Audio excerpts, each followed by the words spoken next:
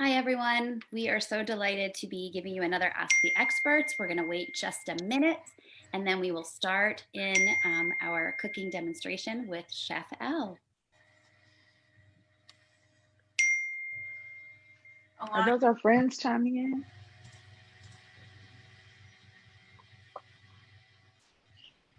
Okay. It is 4 o'clock and we are super happy to start our session with you today. Good afternoon, NOCC supporters. I'm Alana Feuchter and I manage programs for the National Ovarian Cancer Coalition, including the Ask the Expert series, which you are joining us for right now. Today, I have the privilege of welcoming Elle Simone. Elle is a culinary maverick, always drawn to creative food culture. Elle has been dazzling the culinary world since 2003, quickly becoming a highly sought after food stylist and culinary producer. Elle has collaborated and contributed her unique styling abilities to America's Test Kitchen, Food Network Magazine, The Cooking Channel, and ABC's The Chew. Her specialties do not stop with styling and production, though. As founder and CEO of SheChef Incorporated, a professional networking organization for women chefs of color and allies, Elle shares her passion by mentoring, resource building, business development, and most importantly, food social justice. Elle continues to inspire others and break glass ceilings and is currently the resident food stylist and on-air talent of America's Test Kitchen on PBS. She is the first African-American woman to do so. Additionally, Elle is an ovarian cancer survivor herself and an advocate for the disease and NOCC. She has paneled at our national conference. She has emceed the Massachusetts Run Walk, and she does health fairs to help promote awareness. We are so incredibly delighted to have Elle join us today while she prepares pan-seared chicken breasts with chickpea salad. We will be monitoring comments as she does her demonstration and trying to best answer your questions. So let me hand this over to Chef Elle. Hi, everybody. I'm so happy to be here. Thank you to NOCC for inviting me to cook and talk about my passion, which is food.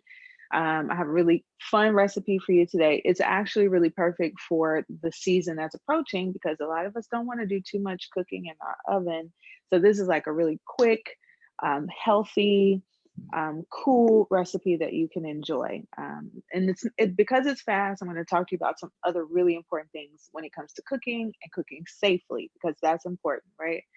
Um, so today I have all of my mise en place together. And if you know what mise en place is, you should put a heart. I want everyone who knows what mise en place means to tap a heart in the comments. Mise en place actually means having everything in its place. And so before you start cooking, you should have all the things that you need to cook your dish, all your tools. I have bowls, I have everything measured out. I have separate bowls for everything. I prepped a little earlier, so I put things in the bowls. I covered them with plastic wrap. I put them in the fridge. I have my pan here that I'm going to use. So having everything that you need. I even have the platter that all the cooked food is going to go on right here. So for you, I never have to leave the camera, but for me and for time and efficiency, I don't have to leave my immediate kitchen space. So it's really important. I'm making chicken today, obviously. So I have a Thermapen, which is a kitchen thermometer. You don't have to have this one, but you should always have one in your kitchen because safe cooking, especially when you're a survivor or you're a caregiver and you're cooking for your loved one, it's important to be making sure that meat is cooked to proper temperatures, right? I also have plastic gloves, which I think everyone has right now. We're probably in an abundance of plastic gloves. So I just have one because that's all I need for dredging the chicken, but we'll get to that. First things first, we're gonna make the chickpea salad. I have two 15-ounce cans of chickpeas here that I've drained, and these are gonna go to the side because this salad actually has a vinaigrette, and that's the first thing we're gonna make right now. This is a quarter cup of olive oil, which is also 6 tablespoons. If you know your math, measurements, and conversions, tap hearts in the box, okay? If you don't, it's okay. There's no judgment. You can always Google it, no problem. So to start our vinaigrette, I have a quarter cup of extra virgin olive oil here. And I'm gonna go into a larger bowl because we're gonna toss the salad in this larger bowl. Let me get a little rubber spat here because I don't like to waste ingredients. I want to make sure I have everything. So I'm getting all, see how much olive oil we have left in there? All right, so all that's there. I have the juice of 2 lemons here, which is also about 1/4 cup. I have some cumin. This is 1/2 teaspoon of cumin. I have a teaspoon of smoked paprika. So smoked paprika is also known as Hungarian paprika. So you may see one or the other in terms of name, but it's the same. It has an amazing smoky flavor. It kind of gives a vegetable the taste of like you charred it or put it on a grill or something. We know that some vegetables are too sensitive for that, but also you wouldn't put chickpeas on the grill. I mean, I wouldn't, but if you're feeling adventurous, go right ahead. Finally, I have honey. I have a tablespoon of honey, and that's gonna go right in. So far, the flavor profile we're building is sweet honey, paprika, cumin, olive oil. It's amazing. So I can't hear anything. If there are any questions happening, are you still No there? questions so far, Elle. I'm just Okay. thinking I wish I could smell it. I love cumin. Oh, it smells really, really good. It's very quiet on my end, so I just wanted to make sure you guys are still with me. All right, so we got everything in, and all right, so we're just gonna whisk this together. This is an easy vinaigrette, and you can actually use this vinaigrette for cucumbers. You can put it on any salad. All right, so I'm whisking this all together. It already smells like summertime in this bowl. It's super amazing. All right, so you just want to make sure like the paprika clumps are broken up and it's nice and loose. And so now I'm gonna add chickpeas.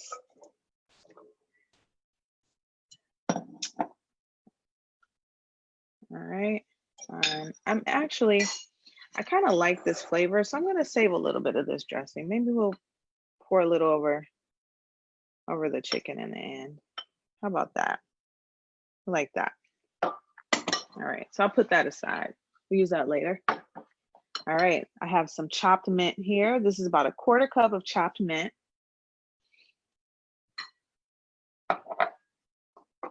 And 1/2 of a red onion. I'm gonna put all of that in there. This was a huge red onion, and so I had to make a decision about using a little bit or a lot because it was a bigger one. You can use as much as you want. I love onions, so I used the larger size of the red onion. All right. So we're just kind of cleaning up as we go to give ourselves some space. And then you just toss this. Make sure all the beans are covered. Oh, I lost a little mint there. And this is super easy, right? This takes little to no time at all. And it's gonna marinate while we're cooking the chicken. So we're actually building like this extremely delicious flavor profile. One of the things I forgot to mention about your prep is having some salt in a separate dish. Because I'm touching chicken eventually, I wanted to not have the salt and have my hands in my main salt dish. So I just have a little here to the side. And because I'm cooking with vegetables first, I can go hands in first, no problem. Right? So a little kosher salt, a little pepper.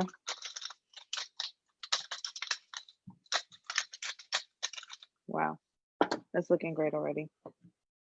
All right. Great, Elle. While you're mixing, we do have a couple of questions. Great. So someone asked, do you prefer smoked paprika as opposed to regular in this dish? In this dish, I do. This dish first, I should let you know that it's from our Complete Mediterranean cookbook. So we're trying to reestablish like that Mediterranean flavor profile. So you'll find that a lot of the recipes in this book call for smoked paprika. And it just really depends on the flavor that you're going for. Do you always need it? No. And if you don't have it, can you go without it? Absolutely. It's not a deal breaker. But, again, we're just trying to, bring home that Mediterranean inspired flavor profile, hence the mint and the red onions. But if you don't have it, don't worry. Use what you have at your house. Another question we have, Elle, is do you drain and rinse the chickpeas first? Yes, absolutely. They were drained and rinsed first. And then I stored them in the fridge because I had like 3 hours before we were having our get together. And you were All talking right. about the cookbook.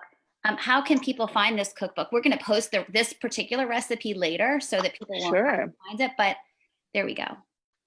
This is the Complete Mediterranean Cookbook. You can find it on Amazon. It's a really great book. I love it because it's a mixture of things you can make right in your kitchen and some things you can grill, because grilling season is upon us. There's some braising, and the chapters are broken down into some very intricate ways, and I really love it. There's mezzi, antipasta, tapas, and other small plates. Great chapters. I mean, you can pretty much make marinades for your own olives. It's great for like summertime entertaining, and also the foods have such a very healthy profile. All the vegetables that are used. Mediterranean cooking is very vegetable heavy, very olive oil centric. So a lot of the ingredients are considered plant based for the most part. So it's a really great book. Amazon. Perfect. I was glad you said that because I think there's a lot of cancer survivors out there who do go with the Mediterranean style diet. So that's Yeah, it's great. When I was going through treatment, obviously my palate was very sensitive. Some people, I feel like most people have that experience, not all, but mine was. And there were just lots of things that I couldn't eat that I used to love. And even though I primarily had lots of like ramen noodles and crackers, when I was able to eat other things that I enjoyed, I really loved those things that were like very strong and pungent, like red onions and olives and roasted things, things that kind of really saturate the palate. So I think the Mediterranean diet is like, it's a go-to for me. I highly recommend it. And I think it's healthier, but it also comes with like, it's packed full of flavor. You can't beat that. Thank you.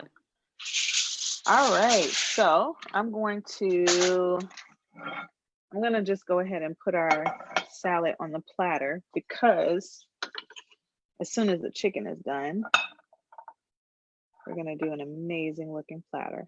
Oh, I love chickpeas. I don't know about you. It's like one of the most versatile beans. Like it's hummus, for goodness sake. I was just going to say they are a staple in my house, especially during COVID when we can't leave. We have cans and cans of it. We have learned to make chocolate hummus out of chickpeas. Ooh, that is awesome. What aquafaba is? Have you heard of aquafaba? No. So aquafaba is the liquid that's in the can with chickpeas, and you can actually make meringues with aquafaba.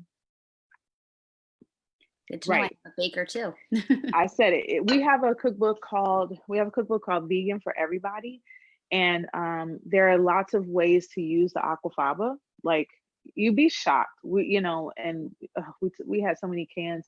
We had chickpeas for months, just trying to get all the aquafaba. But it's pretty amazing. It's called Vegan for Everybody. So if you keep a vegan diet or you're looking to transition, it's a great book to reference. Look at that salad. Yum, right? Okay, so that means it's time to get to the chicken because we need to get this party going. All right, so I have all of the salad prep out of the way. We can move on to chicken. So I have 4 to 6 ounce chicken breast here, and I'm going to tell you a little bit about this chicken breast in a minute. I have my plate ready for when the chicken is ready. And some foil to tint it, but we'll get there. I have my trusty thermometer because I want to make sure that my chicken is 160 degrees. That's how I'll know it's done. And I have here a shallow pan with flour. This is almond flour. It's finely ground almond flour, and it's by Bob's Red Mill. It's one of my favorites. This is also really great for baking. I found that the superfine almond flour feels and works much more like all-purpose flour, in my opinion. But obviously, it's healthier. So, almond flour is my weapon of choice today. Well, it also is good for people who are gluten-free. Yes, definitely. It is definitely good for people who are gluten-free. I kind of refer to almond flour for most things that I just cook for myself. Everyone in my household prefers all-purpose flour, and that's fine. But if there's something that just requires like a shallow pan fry, like my fish, I love to fry branzino and almond flour. It's outstanding. So I'm gonna pull my 12-inch skillet. I don't need the lid. I just did that to protect my oil and make sure no dust or anything got in it while I was waiting for you all to come to the party. I have 2 tablespoons of extra virgin olive oil already in the pan, and I'm gonna heat it to medium high. Let's make sure. Yep. All right.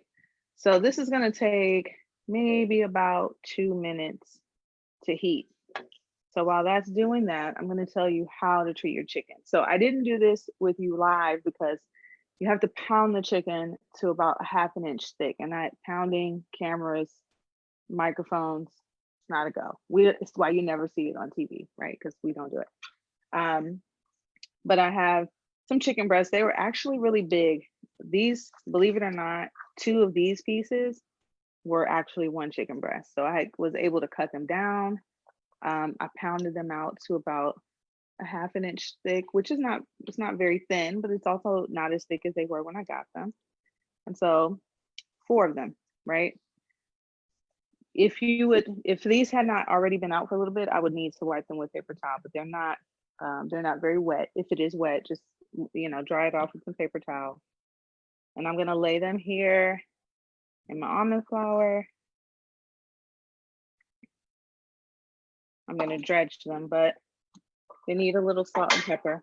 I'm done with this glove for, well, I'll keep it on until I get the chicken in the pan. So I use my clean hand to just put a little salt.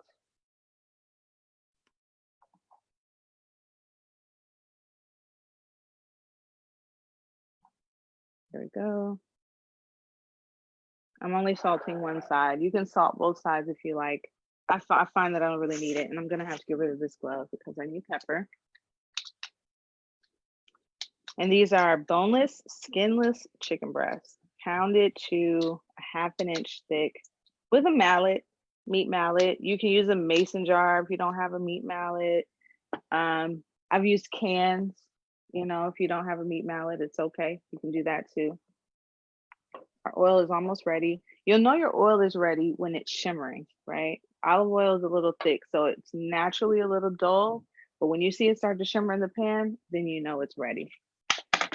All right. Could you substitute the protein for something else, for example, fish? Absolutely. You can absolutely make this dish with fish, for sure. For sure. This particular recipe is inspired. They were inspired to use chicken because they were trying to create like a protein packed meal. A lot of our recipes kind of get revamped for new books. So this recipe is also in our book called Nutritious Delicious, which is actually a book on superfoods. Loosely, they call it the superfood book. And so in that book, it also talks about being able to do this with fish. You can do it with lamb. Any of the white meat proteins, turkey cutlets, you can also do it with. Turkey cutlets do require a little bit more flattening, a little bit more mallet work, but it's okay. All right, we got a little smoke going here. Let me just turn it down just a little. And I'm gonna start here. I'm gonna actually be able to put them all in here. If the almond flour makes the chicken taste like almonds. No, it doesn't. Not if you get the super fine. Like if you want to be pan frying something like we're doing this chicken, you get the super fine. You really can't tell the difference. I think it gives it a different flavor, but to say that it tastes like almonds, I would have to say no. And another question came in about the chickpeas. So you do not warm or cook them. No, you don't have to warm them or cook them at all. If you like a little more tender chickpea, you could put plastic over your bowl, your microwave safe bowl, and you can put it in the microwave for about 4 minutes. That'll kind of make them more tender, but you don't have to. Chickpeas are good to eat right out of the can. That's one of the great things about them. They don't require that you cook them to enjoy them. All right, so this is gonna go for about 10 minutes. So I'm gonna like constantly turn the chicken. I'm just looking for it to get golden brown. I'm gonna take a little peek and see where we are. It's getting there. It's really pretty. I do love the way almond flour smells while it's cooking. It's really earthy. I love that smell. And it's also good to like move your fried things around the pan while they're cooking. Just a little culinary school trick. Kind of make sure they all get the same amount of heat. That's a good tip. Yeah. It's fussy, but you know, when you're making cutlets or something like this, you're already kind of tending to it. So it's just a good practice. All right, let's see where we are. All right, we're getting there.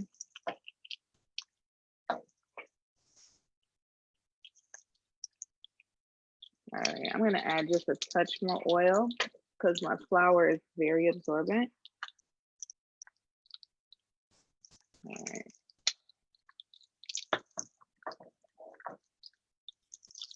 So this chicken only takes 10 minutes. So the salad maybe took 5, you know. This takes about 10, and then when it's done, we're gonna let it rest for about 5 minutes and we'll take some more questions. Then all in all, you could have like a meal ready in like 25 minutes. That's It's fantastic. healthy. Yeah, it's healthy. It's not too time consuming, and it's delicious.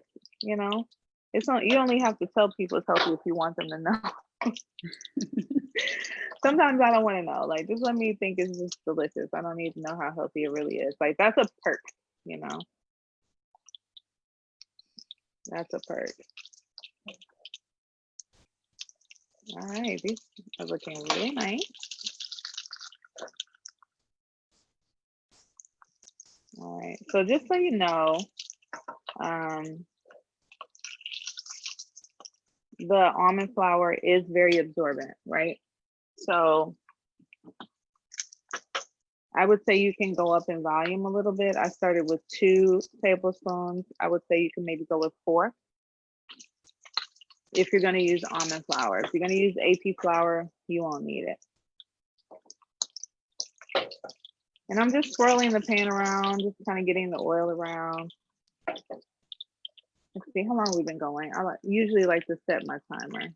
I'm going to put it for 6 minutes. I feel like we've been going for at least 4, right? That sound about right? Yes.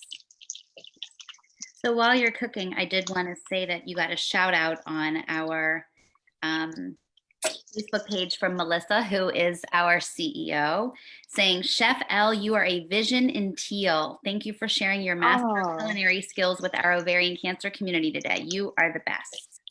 Thank you, Melissa. I love that, Melissa. She's so great. I love it. It's great. Thank you. It's always my pleasure. Another question back to the almond flour. Lots of questions about the almond flour. Someone asked, does the almond flour brown faster than regular flour? No, it actually browns a little slower because it has a little bit of a thicker coating than AP flour. AP flour is almost like dust, right? Mm-hmm. But I'll show you here.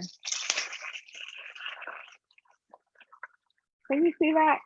Can you see how that's browning? Yes. Yeah, so it takes a little bit more time, actually. And you see how even though we pounded out the chicken breast, they're puffing up a little bit? Mm-hmm. You know, so that's good. You still get like nice, plump pieces of chicken. Do you have advice on, what kind of chicken to buy? I always buy antibiotic-free chicken. Whenever you can, organic chicken, free-range chicken as it relates to eggs. I always look at those things, like, is it free-range? Everyone can, I don't want to say everyone can afford organic, because if you can get really resourceful, you can find places to get organic chicken. Here in Massachusetts, you have lots of farms. It's really not super difficult, but it might be a reach. But definitely look for things like antibiotic free, free range. Those are really important words to look for when you're buying chicken. So speaking of the chicken, I'm just thinking, I buy the chicken like you're describing at Costco, and I stick it in the freezer. Is there a good way to defrost chicken? Like, what's the best way? Anytime you're defrosting a protein like chicken, just always defrost it in your refrigerator. Give yourself 24 to 48 hours for that chicken to thaw out. If you can at least have it out of the freezer for one day and you want to cook it that very next day, you can run it under cold water in a bowl, cool water, right? And it'll help to thaw it and without compromising the temperature of the chicken.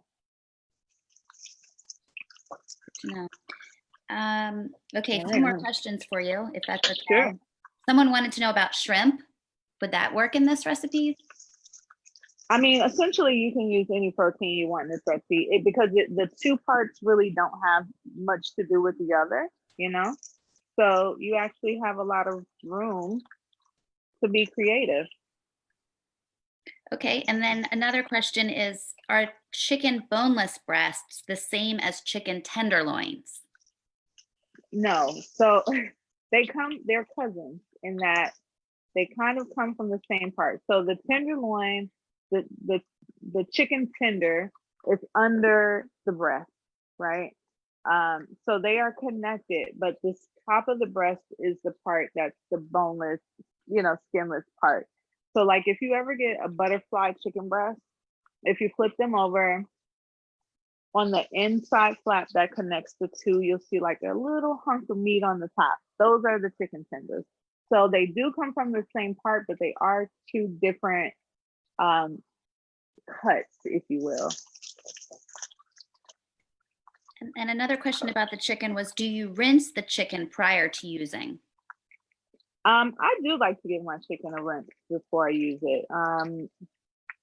And probably for no other reason than habit. There's a lot of controversy about wash the chicken, don't wash the chicken, and if so, what do you wash the chicken in? And for me, by the time I cook it at a temperature like 160 degrees, I've killed, within reason, any type of bacteria that might be on the surface. But, rinsing is just a good habit. It's packaged plastic is usually over the chicken. That plastic was in its own environment, so it's good to kind of just give it a little wash over. Do you want to explain how you're checking the temperature right now? Sure. So I'm checking in the thicker pieces of the meat. So a few of these breasts are a little thicker than the others. You find the thickest piece and you put your thermometer in. You don't go all the way to the bottom because you might be touching the pan and thus getting a false read. So I'm just going like right to the center of the thickest pieces. And so far, my thickest piece is at 132 degrees, so that might have to go a little longer. I have some smaller pieces that are coming out 159, so we're very close there. 166.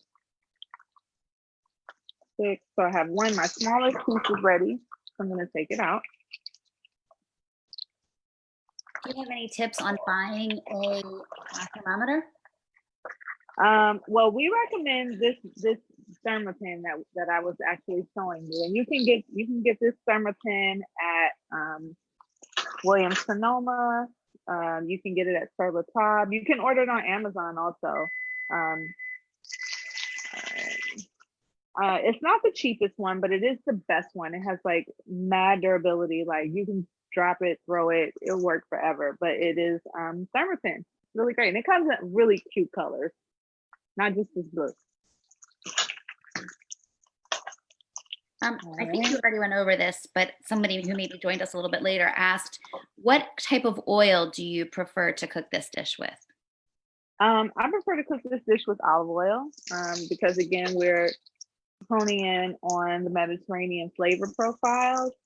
Um, Also, it has a good smoke point, kind of like vegetable oil. I would never deep fry in olive oil, but it is great for pan frying. And then another question about the type of skillet you prefer when cooking this. I'm using a non-stick skillet. Okay. Yeah, and it's good because you're using flour. You don't want it to stick to the pan. You kind of want everything to be on the chicken, right? Less flour in the chicken in the pan and more on the chicken. All right, we got another piece ready. All right.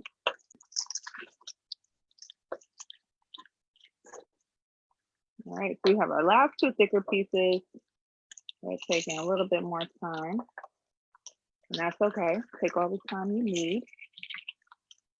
Do I talk to my food? Yes, I do. I encourage it along as much as I can.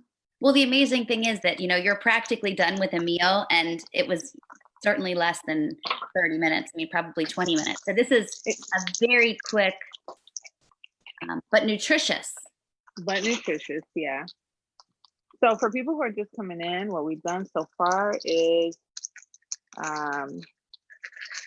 we have here, oh, everything's ready. Fire off. Good job, team. My two chefs out there. All right. All right, so I'll show you what we have and then I'll do a little recap for anybody who came in late. So we have our chicken, browned beautifully. Almond flour is a go, right? It works well. I'm gonna tint it with foil and let it rest for 5 minutes. But for anybody just chiming in, we're doing a chicken and chickpea salad, fried chicken and chickpea salad. The chickpeas were just rinsed and drained from the can. I've added some thinly sliced red onions, about a quarter cup of chopped mint, some cumin, some smoky paprika. So we really brought home that wonderful Mediterranean flavor profile. We've added some honey for a little bit of sweetness. And I reserved a little bit of the vinaigrette that we made for the chickpea salad to drizzle over the chicken because it's going to be bomb.com. The chicken breasts were 4 to 6 ounce chicken breasts, pounded out with a mallet to about 1/2 inch thick. If you don't have a mallet, you can use a mason jar. You can use another can of chickpeas if you have it. This was actually this was 1 30-ounce can of chickpeas. You can do 1 30-ounce can or 2 15-ounce can of chickpeas. I dredged the chicken in some almond flour with a little salt and pepper. You can also use all-purpose flour. You can use rice flour. You can use whatever flour is approved for your particular diet. We pan fried the chicken in 4 tablespoons of olive oil until it was browned well on each side and at 160-degree temperature, because the temperature is what's most important. That means we're practicing food safety by making sure the meat has reached well done temperature. With chicken, you want it well done, always, always, always. 165 and above. 160 to 165 is really all you need for chicken. Chicken has fried. We have it resting here for 5 minutes, and I now have some time for questions because we got a few more minutes before the chicken is ready to be plated. I think we've been asking the questions all along, so I'm not sure that we have any additional questions, but I do want to remind everybody who's listening that we will be posting this recipe so that everyone will have all of the details and they can print it out and save it for making it at home on their own. That's right. That's right. All right, well, I'm gonna move ahead and plate because I'm getting hungry. I've been saving my appetite for this meal all day. Also, we have Thermapen. Let me bring that up, right? I'm just gonna balance, not when you all are looking. So we have a Thermapen. This is the way we at ATK take the temperatures of all our foods. It's really cool tool. It's super durable. The kids can use it because it can fall everywhere. It has a nice little rubber grip around the edges. You can get it at anywhere you get your kitchen supplies. So Tab, Williams Sonoma. Yeah, and it's a great tool to have in your kitchen. You should always, always, always, always have a thermometer for cooking. And we're cooking from the Complete Mediterranean Cookbook, which you can find at Amazon.com. If you're also interested in other really great recipes from America's Test Kitchen right now, we have 3 months for $1, which is an amazing deal. If you don't want to stay after 3 months, you're not obligated, but you can get 3 months free. You can get 3 months for $1. That's practically like 3 months free, basically.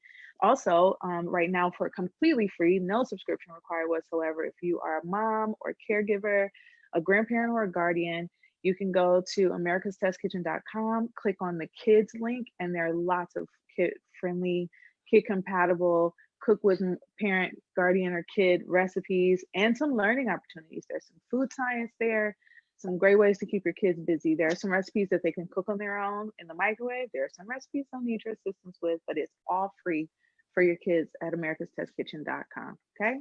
That's a great resource, especially when all of us are home more and are spending a lot more time in our kitchen and with our kids. This is a good opportunity to teach them some good cooking skills. I know. I mean, what better way than have your kid making their own lunch for the first time? Talk about independence, right? Yes. All right. So I'm going to while you're plating, I just want you to know that one other comment came from Tammy Evans, who says, "Love your short hair. You are beautiful." Thank you, Tammy. You're beautiful. Thank you so much. All right. So I'm just going with chicken on top. I'm going to like nestle them in there. A little of that. Like so. Okay. And we had a little dressing that we left over from the salad, and I'm just going to drizzle that on top. Oh my goodness. All right, and some nice little food styling tips. I think I know what I'm making for dinner now. It's so easy. It's so easy. I'm just like wiping the edge of my plate. So I want it to look nice for the family when I go out. And there it is. This is a hearty portion. Beautiful. That looks great.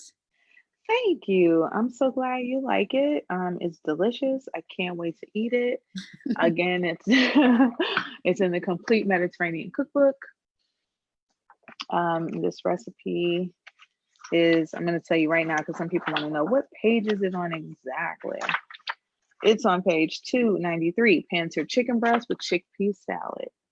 Awesome. Well, Elle, this has been so super. I have enjoyed every minute. I wish I could smell the food. I love looking at it. It looks delicious. And I think that's what my family is going to have for dinner tonight, because again, all of these are things that you probably have in your pantry or your freezer.